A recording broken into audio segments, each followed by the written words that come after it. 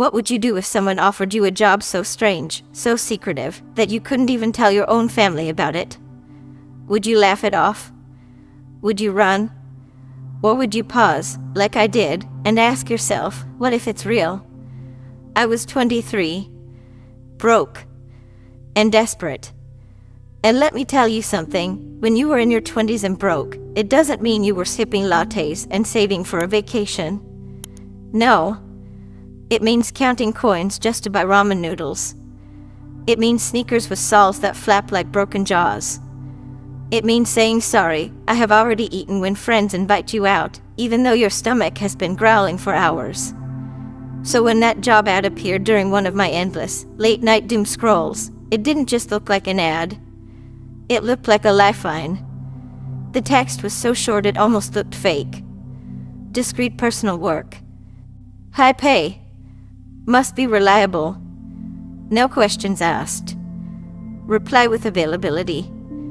No name. No description. No company logo. Every alarm bell in my head rang at once. Scam. Danger. Something not right.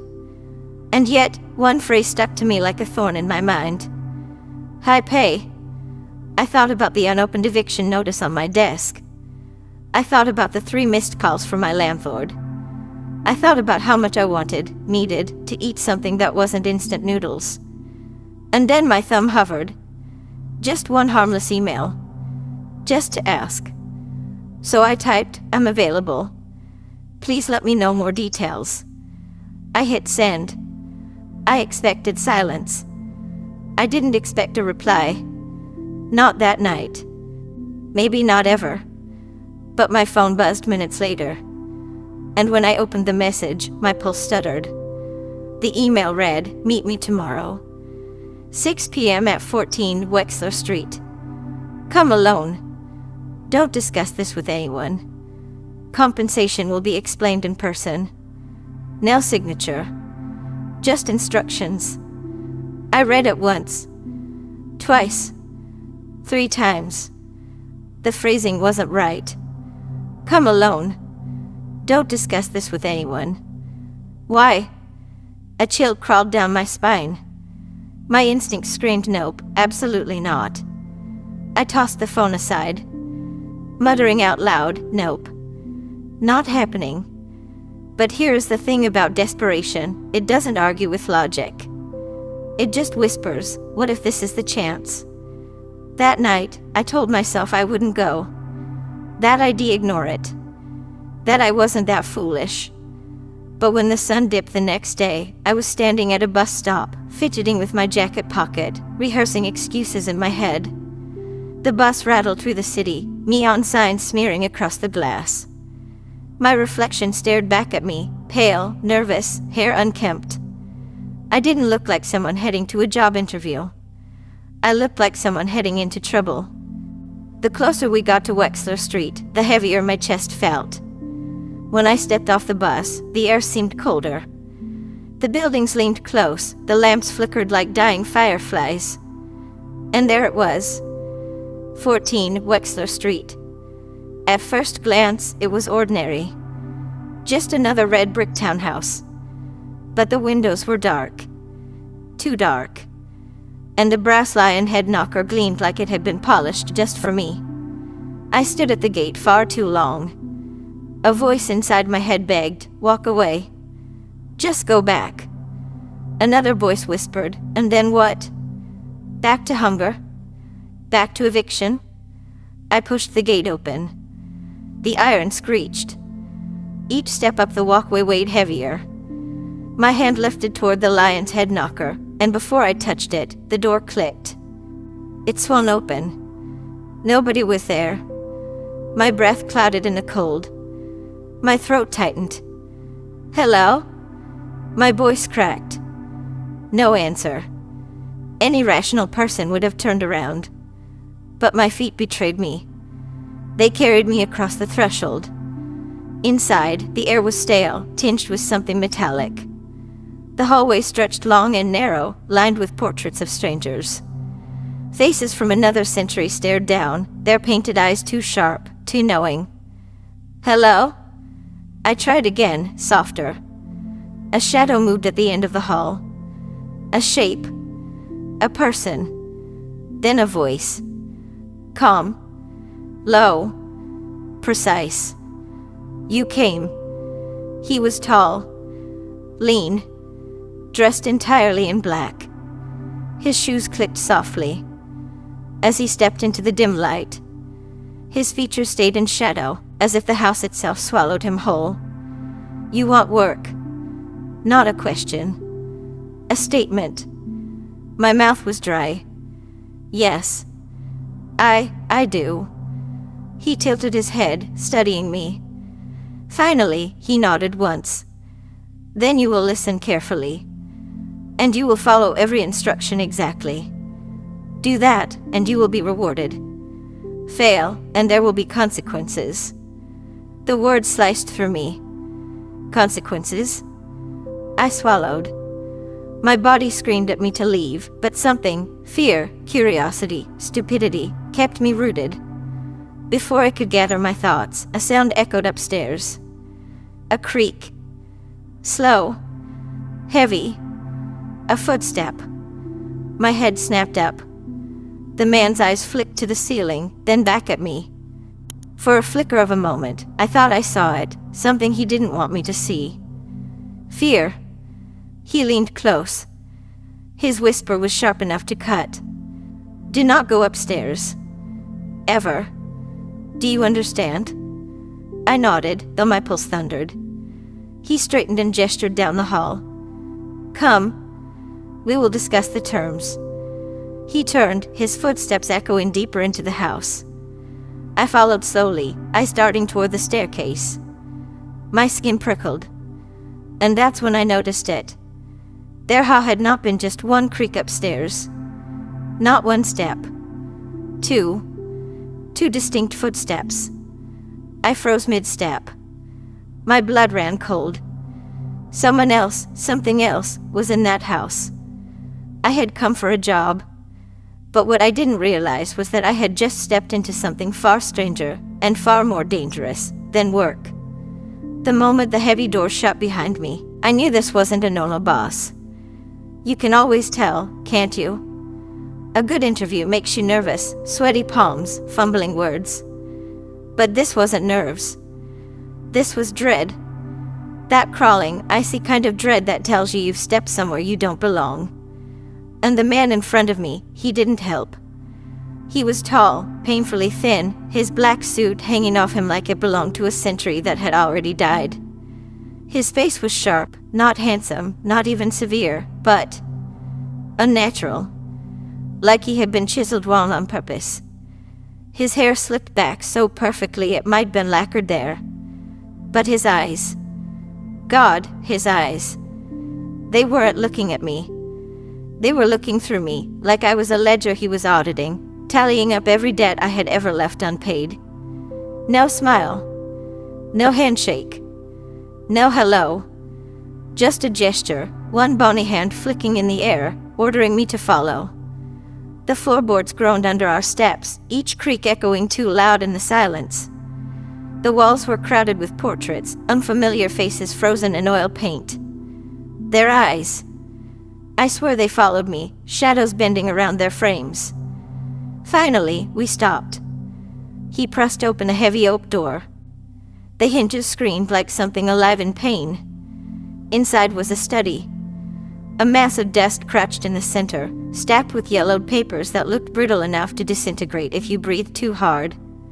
Bookshelves climbed the walls, every shelf sagging with tomes whose spines had long since cracked, titles erased by time. The air was heavy, stale, and underneath the dust there was a sharp tang, like iron. He gestured. Just one word, sit. I obeyed.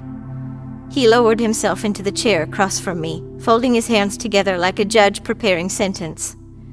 The silence stretched so long I thought I might break it by accident, just to prove I still existed. Finally, his voice, low, deliberate, cut the air. You're desperate. Not a question. Heat climbed my face. I did need work. He silenced me with a flick of his hand. Desperation is obvious. It seeps from your skin. It sharpens your eyes. It quickens your pulse. His gaze slid to my throat, and for the briefest second, his lips curved upward. I swallowed, pulse hammering. Desperation, he continued, is not a weakness. It is a tool. One I can use. One that will serve me well if you follow my instructions. He opened a drawer. A folder slid across the desk. Inside, a contract. At first glance, it looked ordinary. Typewritten text. Blanks for name, signature. But the rules. Oh, the rules. Do not speak of your employment to anyone. Do not attempt to access the second floor. All tasks must be completed exactly as described. Failure will result in termination. Do not ask questions about the family photographs. If you hear footsteps after midnight, remain in your room. Do not investigate. My mouth went dry. I looked up. His face was unreadable. What kind of job is this? He tilted his head slightly, like a predator deciding how much to toy with its prey. You will be a caretaker of sorts. This house is old. Its history is complicated. There are things here that must be preserved, protected, attended to. It is not for you to know why. It is only for you to do. That's vague, I muttered. And yet, he leaned closer, his voice dropping to silk. The pay is very real. More real than anything else in your life right now. Enough to erase your debts. Enough to make your worries vanish. He slid another paper across the desk. Not a contract this time. A check. Already written in my name. The number made my throat close. It wasn't just money. It was freedom. Rent for the year. Food on the table. Breathing room. A lifeline. My mind screamed, trap. Scam. Run. But another voice hissed louder, think what you could do with it. His gaze never left me. Sign, and it's yours. Simple as that. My pen trembled over the page. And then I asked, though part of me already knew the answer, what happens if I don't follow the rules? His face didn't shift. When he finally spoke, it was barely a whisper. Then you will wish you had. The silence that followed was suffocating. And still, I signed. The ink bled like a wound across the paper. The folder snapped shut. The check remained on the desk like bait already swallowed. Good, he said. Your work begins tomorrow. You will have a room upstairs. Meals provided. Follow the rules, and you will leave here wealthy. Break them. His eyes flicked upward, toward the ceiling. And you won't leave it all. He rose. I followed, legs unsteady, heart pounding too loud in my chest. Up the staircase we went, each step groaning underfoot. Halfway up, I swore I heard something. A shuffle. A whisper of breath. I tightened my grip on the banister. He gave no sign of hearing it. At the top, he stopped at a door. This will be your room. Inside was plain, a bed, desk, dresser. Curtains drawn. Window locked. Ordinary enough, except for the faint, acrid scent of smoke baked into the walls. Rest, he said. Tomorrow, we begin. The door closed behind him with a sound too final to be casual. I sat on the bed, staring into the shadows that clung to the corners. That's when I heard it. Not outside. Not the hall. The room next to mine. A scrape. A drag across the floor. And then knock. Knock. Knock. 3 times. From the forbidden room. The narrator has signed a bizarre contract and moved into the upstairs room. But already, the rules are breaking themselves. Something on the forbidden floor is knocking, calling, waiting. Have you ever taken on a job that looked simple, so simple you thought you would struck gold, only to realize, halfway in, that you had no idea what you would really signed up for? That was me on my very first day. The rules were clear, the instructions written in a neat folder, but before the clock even struck noon, I knew something was wrong. At first, my tasks didn't look extraordinary. The phrase they used was assisting with logistics. Logistics, vague enough to mean anything, bland enough to sound safe. But when you were 23, broke, and desperate to keep a roof over your head, you don't question the details. You smile, nod, and sign the paper they slide across the desk. So, logistics. At least, that's what they called it. But hey, race, what logistics actually looked like. On my first shift, a man I had never seen before, tall, expressionless, no name tag, set a black box on the counter in front of me. No introduction. No explanation. It was the size of a shoebox, sealed in some kind of waxy tape, heavier than it looked. I had to grip it with both hands just to keep it steady. "Deliver this," he said. "To where?" I asked. He slid me a folded slip of paper, nothing more than an address scrawled in blocky handwriting. No names. No logos. Just numbers and a street. I opened it, and 10 seconds later, the paper dissolved in my hand. Not tore, not burned. Dissolved. Like wet tissue crumbling into gray dust until there was nothing left. "What?" I stammered. "Don't ask questions." That was all he said, and then he walked away. I told myself maybe it was some kind of advanced security measure. Maybe they were handling sensitive deliveries, working for a high-end tech company with protocols I didn't understand. But deep down, I knew better.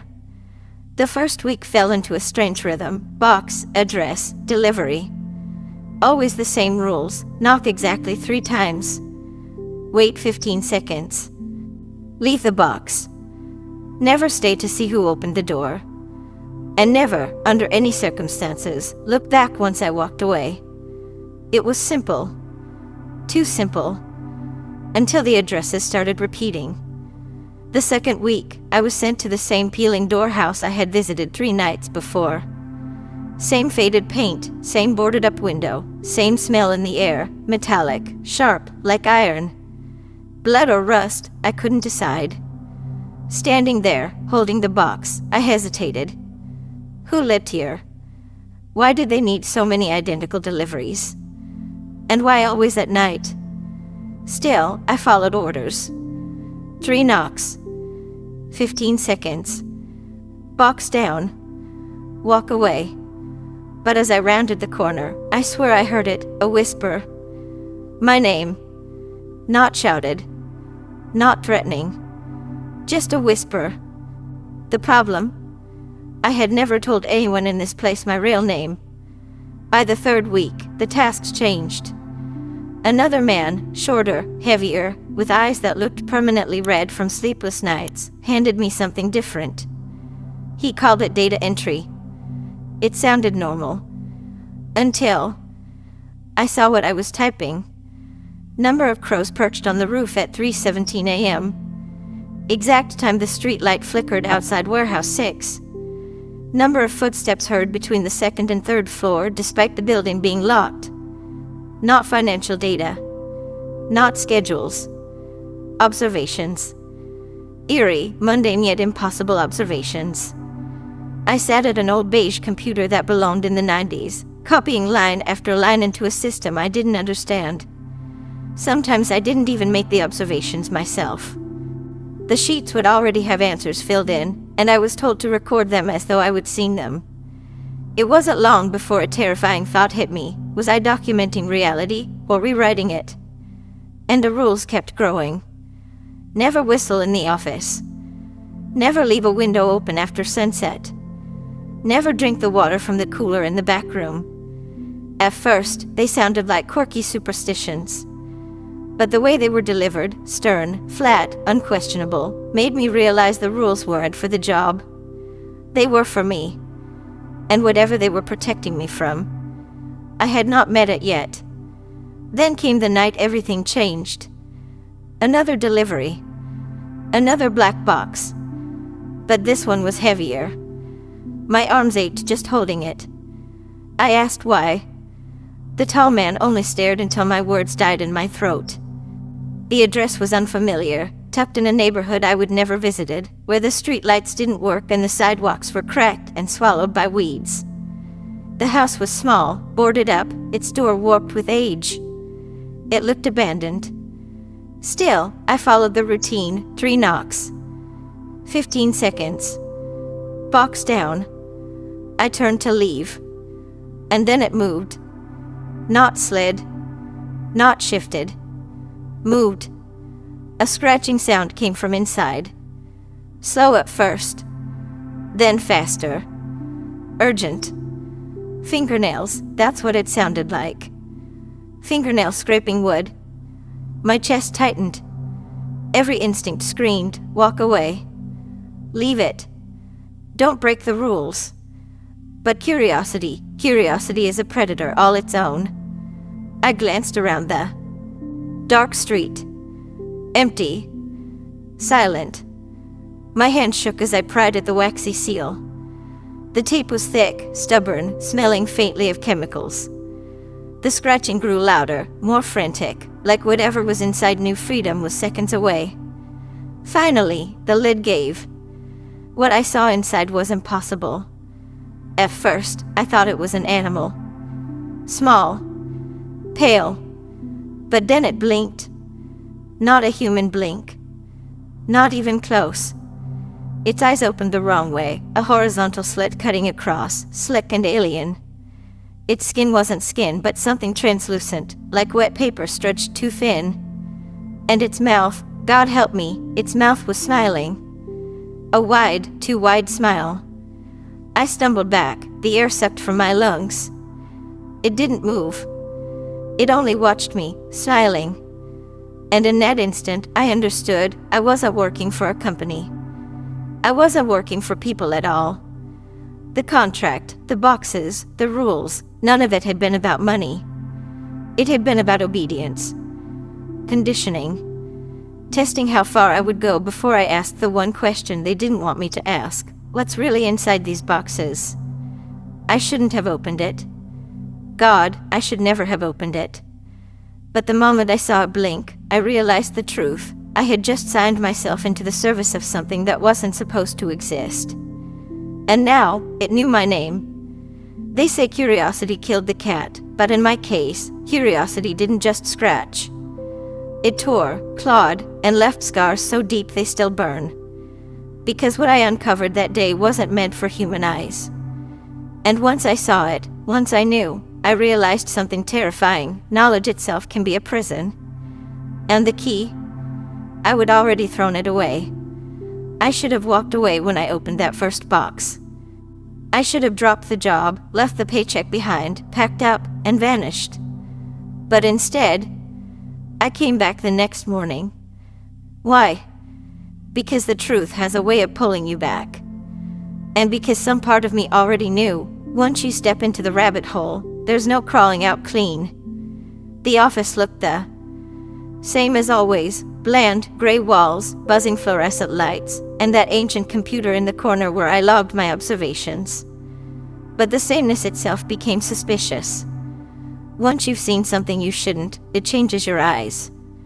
Suddenly, every corner looks like it's hiding secrets. The smell was the first thing that tipped me off. Faint. Metallic. Subtle enough to ignore, unless you had smelled it before. It was the smell of the box. The smell of that blinking, unnatural eye. The smell of blood dried long after it should have faded. And like a hound following a scent, I found myself walking. Past the main desk. Past the locked filing cabinets. Until I reached a door marked with a single word, storage. But what I found inside was no storage room. I froze on the threshold. Rows of metal tables filled the room, each with a black box placed neatly on top. The same kind of box I had been delivering. Some were sealed. Some cracked open. Some empty. their lids tilted just enough to suggest something had already been released. And then I saw the jars, dozens of them, lined up on shelves like trophies, some filled with strange liquid that shimmered faintly under the buzzing lights. Others held shapes, small, malformed, floating in silence, too small to be human, too strange to be anything familiar. My stomach twisted. This wasn't a company office. This was a laboratory, and I was standing in the middle of it. Every nerve screamed at me to turn, to run, to close the door and pretend I'd never seen a thing. But then, my eyes landed on a binder sitting open on one of the tables. And my curiosity, the same curiosity that had cursed me, pushed me closer. The pages were filled with names. Not financials. Not deliveries. Not logistics. Names. Beside each one, chilling notes scrawled in block handwriting. Test successful. Subject terminated. Resists conditioning. Requires further containment. Page after page, line after line. And then I found the section labeled Deliveries. My stomach dropped. It wasn't just random addresses. These were the very ones I would been sent to. The slips of paper that arrived with no explanation, no instructions, except the number. But here the numbers carried meaning. Viable host. Subject awaiting trial. Do not open. That last phrase nearly buckled my knees, because the address written beside it was one I knew too well. The very same house where I had opened the box. The very same night I had broken a rule. Do not open. And I had. I snapped the binder shut, panic bubbling inside me. My instincts roared. Run. Run before anyone sees you here. And then, footsteps. Voices. Approaching. I darted beneath one of the tables, curling tight into the shadows just as the door creaked open. 2 men entered. The tall one first, his shadow slicing across the floor like a blade. Then the shorter man with red-rimmed eyes that glistened as if they had not slept in years. They didn't notice me at first. They went straight to the shelves, their conversation soft, but sharp enough to slice through the silence. Not stable. The last one resisted too long. The council won't wait. We'll need to accelerate the trials. And the deliveries? Still proceeding. As long as the couriers don't ask questions. A chuckle. Cold. Cruel. They never do. They never last long enough to. My chest tightened. Couriers. That was me. I wasn't chosen. I wasn't valued. I was disposable. And then the shorter man stopped. Sniffed the air. Do you smell that? The taller man turned, his gaze sweeping the room. I pressed a hand over my mouth, holding in a breath, praying my heart wasn't loud enough to betray me. Then it happened. My hand brushed against the binder. A scrape of paper against metal. The sound echoed like thunder. Both men froze. What was that? The tall man stepped forward. His polished shoes clicked against the floor, closer, closer, until one stopped less than a foot from my face. I shut my eyes, bracing for the inevitable hand, dragging me into the light. But then, probably a rat, the shorter one muttered. A pause. Long, heavy. The kind of pause that could decide a life. Finally, the tall man turned away. Seal the room. No one enters without my word. The lock clicked shut as they left. I stayed hidden long after they were gone, my pulse hammering so hard it hurt. When I finally crawled out, every muscle trembling, I wanted only to escape. But as I reached for the door, something else caught my eye. Pinned to the wall, beside the shelves, was an old photograph. Grainy, stapled like a sick kind of trophy. And in that photo was someone I knew. A friend. A friend who had vanished years ago without a word, their absence just another mystery left unsolved. Below their smiling face, one word was scribbled: host. My stomach lurched. This wasn't an office. This wasn't even just a laboratory.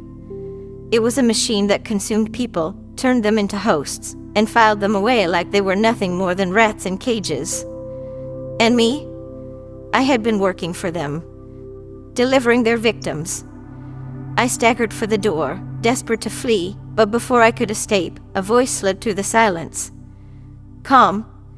Too calm. Find what you were looking for? I froze. The tall man stood in the hallway, his broad frame blocking the exit, his eyes fixed on mine. He didn't look surprised. He didn't even look angry. He looked like a man who had been expecting this moment all along. The binder slipped from my hands, pages scattering across the floor like falling leaves. He stepped forward, his voice dropping to a whisper colder than ice. You should have never opened that box. When you realize the job you took might cost you your life, how do you get out? I thought quitting would be simple. Walk away, disappear, pretend none of it had ever happened. But the deeper I went, the clearer it became. You don't leave him. Not alive. The tall man's words still echoed in my skull like a curse. You should have never opened that box. That phrase followed me home, haunted my steps. My apartment felt smaller that night, every creak of the floorboards a threat, every shadow in the corner a reminder. I tried to sleep, but my heart thrashed in my chest, refusing to calm. The ledger, the jars, the photographs, the names. They replayed behind my eyes in a sickening carousel. And then the fear set in, thick and suffocating. If they knew I had been snooping, if they realized I had seen too much, what would they do to me? I swore to myself I would never go back. I would vanish, take nothing but my keys and my life, drive until the road turned nameless. But the next morning, when I stepped outside, there it was. A black car, parked across the street. The tall man behind the wheel. He didn't wave. He didn't move. He didn't even blink. He just sat there, hands gripping the wheel, eyes fixed on my door like a hawk circling prey. And in that instant, the truth settled on me heavier than chains. I wasn't free. I was being kept. So I did the only thing I thought might keep me alive. I kept working. Every morning, I dragged myself back to that gray office. Every day, I logged my observations like a good little worker. Every evening, I delivered the cursed black boxes to silent houses. And every single time I asked myself the same question, is this the box that ends me? Because the rules weren't just rules anymore, they were traps. The short man with the bloodshot eyes now lingered by my desk, shuffling papers he didn't need, his stare crawling up my skin like fire ants. The tall man didn't smile, didn't speak, but every time I caught his gaze, I felt the unspoken warning, one wrong move, and you disappear. Then came the new rule sheet. Bold ink scrawled across the bottom, breaking rules as grounds for termination. Termination. I had read the binder. I knew exactly what termination meant. And that's when the plan began to form. Not to quit. Not to ask for release. But to escape. First, I needed to know how tight the leash really was. One night, I forgot my delivery slip at the office. Left the building, circled back through a side alley, and waited. Sure enough, a shadow followed. Another time, I lingered outside a delivery house, pretending to tie my shoe. Within minutes, a window creaked open. A silhouette loomed, watching, waiting for me to move along. They were everywhere. Unseen eyes, patient as spiders. Escape wasn't going to be easy, but it had to be possible. I started saving scraps of food. I filled an old bottle with water and stashed it under my desk. I memorized the layout of the office, hallways, doors, stairwells. Every possible path out. But no matter how many times I mapped my escape in my head, one problem loomed, the front entrance. Every night, without fail, the tall man stood there, arms folded, waiting, like a sentinel who never tired, never blinked. If I tried to bolt, he'd catch me before I took 10 steps. I needed another way. It came when I least expected it. The storm. Thunder split the sky, rattling the windows. Rain came down in sheets, pounding so hard it drowned the buzz of the fluorescent lights. For once, the sterile office wasn't calm, it was chaos. Papers whipped through the air. Lights flickered, cutting the gray world into jarring snapshots. And in that chaos, I noticed it. The back hallway. The fire exit. A rarely touched door, marked only for emergencies. Alarmed, chained maybe, but in a storm, who would notice? My pulse quickened. This was it. My one chance. I waited. Pretended to finish my report. Pretended to shut down my desk. Pretended to head for the front like always. But when the moment came, I turned down the back hallway. The storm roared. My shoes slapped against tile. The fire door loomed ahead like salvation. I pushed. It didn't budge. Chains. Thick ones, wrapped on the outside. My stomach plummeted. If they caught me here, away from my station, off route, they'd know. They'd know I wasn't following the script anymore. And then, footsteps. Slow. Deliberate. Echoing down the hall. I spun, panic flooding my chest. No time. No plan. No way out. Until I saw it. A vent. Low to the ground, half buried under boxes. I didn't think. I dropped, shoved the boxes aside, tore at the grate. Metal shrieked, but the storm swallowed the noise. I scrambled inside, dragging the cover shut just as a shadow slid across the floor. Through the slats, I saw him. The tall man. He stopped right at the fire door, tilted his head, listened. My breath froze. He stood there for an eternity. Then he turned, walked away. The lock clicked somewhere in the distance. I didn't move. Not for minutes. Not until the silence became unbearable. Then, slowly, I crawled forward. The vent was narrow, hot, suffocating. My elbow scraped raw against the metal, every movement echoing like a scream. Rats darted ahead, their eyes flashing white in the dark. But I didn't care. I had one thought, find an exit. The vent twisted. Turned. My knees ached. My lungs burned. Until finally, mercifully, I found another grate. I kicked it loose. Crawled out, gasping, dizzy with relief. And then I froze. Because I knew this room. The jars. The tables. The photographs. The storage lab. I had not escaped. I would gone deeper. My pulse thundered in my ears. Every instinct begged me to retreat back into the vent. But something on the table caught my eye. Another binder. Not the one I had seen before. This one was labeled Field Notes. My hand shook as I opened it. Inside were photographs. Not strangers. Not nameless victims.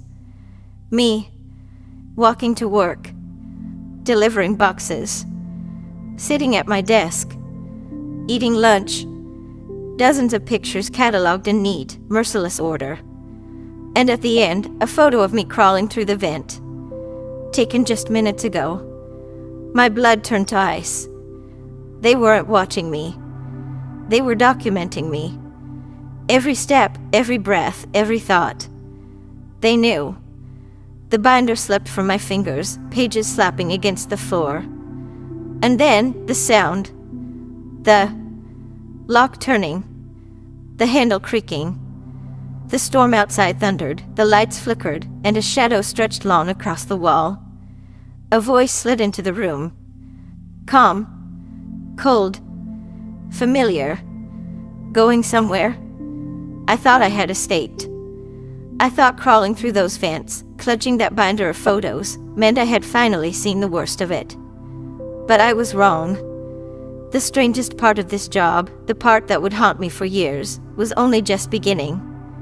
The door creaked open, and there he stood. The tall man. His silhouette filled the frame, a black shadow against the flickering hallway light. He didn't shout. He didn't lunge. He just stepped forward, calm and measured, as if I were already his. "Going somewhere?" he asked again, his voice low, deliberate. My eyes darted toward the vent I would crawled from. No chance of squeezing back in now. The only other exit was the very door he blocked. Trapped. His eyes flicked down to the binder I had dropped, the one stuffed with my photographs, and a faint smirk tugged at the corner of his lips. "You were not supposed to see that," he murmured. My throat tightened, but the words tore out anyway. Why? Why me? Why all this?" He tilted his head, considering me the way a predator might study wounded prey. I could not tell if he was deciding whether to answer, or deciding whether to end it right there. Finally, he said, "Because you were perfect." Perfect. The word rattled in my skull. Perfect for what? He circled me slowly, his shoes clicking against the concrete floor like a ticking clock. "You kept to yourself. You asked no questions, at first. You followed instructions. And most importantly," he leaned in close, "you had no ties anyone would come looking for." My chest went hollow. "We don't recruit people like you by accident," he continued. "We build jobs around you." Build jobs around me? I thought back to how strange that job ad had seemed, buried deep online. How quickly they had hired me. How vague the contract had been. Had it all been designed just for me? "You were never hired," the tall man said, almost reading my thoughts. "You were selected." My stomach flipped violently. And then the doorway darkened again. The short man appeared, his red-rimmed eyes colder than ever. He carried something metallic in one hand. My blood iced. Handcuffs. Termination was considered, the tall man said casually, as though discussing the weather. "But after monitoring you, we believe you may be useful in other ways." My voice cracked. "Useful?" He leaned down, so close I could smell the faint trace of cologne mixed with the mustiness of paper and damp walls. "You have proven resourceful. Curious, even under threat. Survivors like you." His lips curled into a razor-thin smile. "They make excellent recruiters." The word struck me harder than any blow. Recruiters. They didn't just want me gone. They wanted me to become one of them. I shook my head violently. "No. Never. I'll tell someone." "I'll," the tall man chuckled softly. "Tell who?" "The police. The government." He gestured at the walls, the shelf stacked with jars, ledgers, photographs. "They already know. That's why we exist. Why do you think no one ever investigates? Why do you think people vanish quietly, without trace?" I staggered back, gasping for breath. He had to be lying. He had to. But a seed of doubt buried itself deep. The short man advanced, cuffs glinting under the flicker of the lights. My brain screamed, "This is it. This is the end." And then, thunder cracked outside, so loud it rattled the walls. The fluorescent bulbs flickered to black for a heartbeat. In that second of darkness, instinct took over. I grabbed the binder off the floor and swung it with everything I had. The heavy metal edge smashed into the short man's face. He held, stumbling back, the cuffs clattering to the ground. The tall man lunged, but I was already moving. I darted past, barreling into the hallway. Alarms shrieked. Red lights pulsed. My footsteps echoed in sync with the pounding of my heart. I didn't know where I was going, only that I had to get out. The storm outside howled through shattered windows. I found a stairwell and hurled myself down flight after flight, lungs burning, sweat and rain already mixing on my skin. Finally, I burst through an exit door, this one blessedly unchained, and into the open storm. The rain slapped my face like icy knives, but I kept running. I ran until the building was nothing but a jagged shadow behind me, until my legs gave out and I collapsed against a tree, gasping. For the first time, I dared to look down at the binder I had clutched to my chest. Pages soaked, photographs bleeding in the rain. But one page remained intact. The last photo. Not of me. Of someone else. A young man. Thin. Nervous. Staring directly into the lens like he didn't even know his picture was being taken. And scrawled beneath in black ink, "Candidate. Approved." My blood turned to ash. I wasn't the only one. There were others. Dozens. Maybe hundreds. All handpicked, all trapped in the same nightmare job. And some had probably already become recruiters. That night, I destroyed the binder. Burned what I could dry. Tore the rest into shreds and let the storm scatter them. But no matter how much I tried to erase it, the memories refused to die. The job didn't end. I ended it.